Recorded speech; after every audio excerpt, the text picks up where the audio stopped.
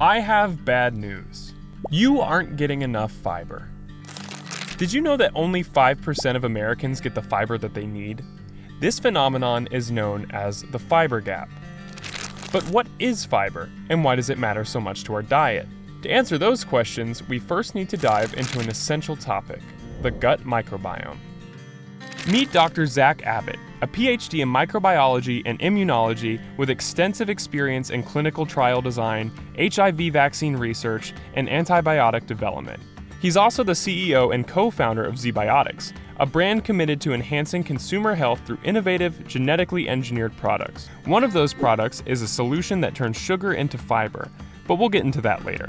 According to Dr. Zack Abbott, a well-functioning gut microbiome is essential for optimal health, as its impact extends beyond digestion to influence overall bodily functions, including mental health.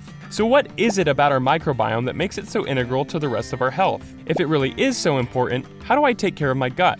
With these questions flooding my mind, I decided to start simple. I asked Dr. Abbott, what exactly is the microbiome?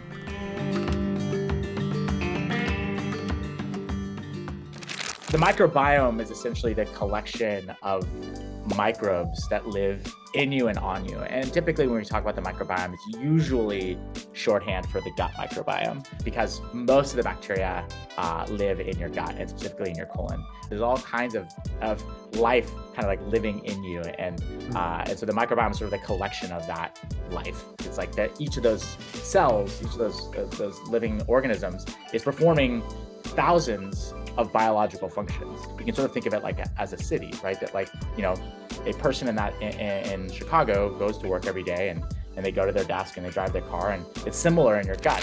Based on what Dr. Abbott was saying, I was beginning to get the picture of the connectedness of my gut with the rest of my body.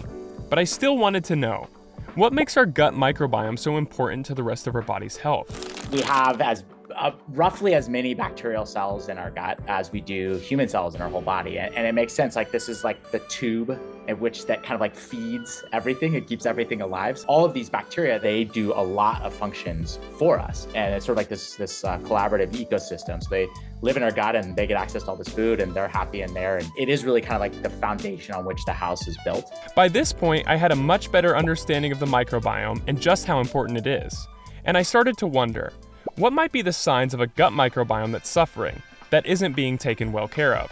There are things that are obvious. Of course, like if you're having irregularities in your bowel movements, or you have gas or bloating, things that are really obviously gut problems. There are also times when you might have a really dysbiotic or out of balance kind of microbiome or gut health, and it may not have any outward signs. And then of course, there are things that may seem like they're totally unrelated to your gut that could actually be kind of gut related. So you could have having inflammation in your skin, having mood issues, having sleep irregularities.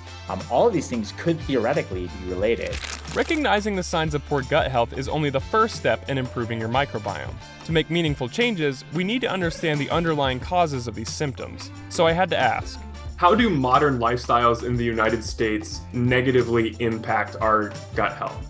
Poor sleep can cause shifts in the microbiome or cause dysbiosis, stress and high levels of cortisol. Obviously, as we just talked about, eating a poor diet can shift the microbiome. Pollution in the air that you breathe can actually have negative impacts on the gut microbiome. With so many factors to consider regarding how our gut health might be challenged, I wondered about what practical ways someone could go about improving their gut health.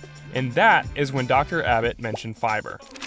95% of Americans don't get enough fiber. And on average, people get about half of their daily fiber intake. So they get about 15 grams on average when you need somewhere between 25 and 38 grams, roughly, depending on how big you are. You might be wondering, if I completely change my diet, will I still be able to meet my daily fiber intake? Lucky for you, ZBiotics has introduced an innovative solution. They just launched their latest product, Sugar-to-Fiber, specifically designed to help you achieve your fiber goals. Sugar-to-Fiber is a probiotic bacteria that has been genetically engineered to express an enzyme that converts sugar into fiber. So fiber is really just a long string of sugars stuck together. Sugar is something that your human body can utilize for energy, but fiber, because of that long string, the way those sugars are stuck together, we cannot utilize fiber. Human cells cannot utilize fiber, but the bacteria in your gut can. They have the enzymes to break down that fiber. And so really what you're doing when you eat fiber is you're eating bacteria food, not human food. And that's really important, as we talked about before. What sugar-to-fiber does is it takes a small amount of the sugar that's already naturally occurring in your diet and then converts that into a really high quality, rare, beneficial fiber directly in your gut. There's a lot more to know about sugar-to-fiber, so if you want to learn more, click the link in the description below. In the past few weeks, I've learned so much more about my gut than I ever have before. I want to say thank you to Dr. Zack Abbott for illuminating just how vital this microbiome is, and for educating me on how fiber can be used to improve my microbiome's health. I also want to thank you, the viewer, for coming along on this journey to learn about this incredible inner world that we all contain inside of us. If you love staying up to date on health trends, or you want to know more about products before you buy, hit subscribe for the latest on natural products, cool brands, and wellness news.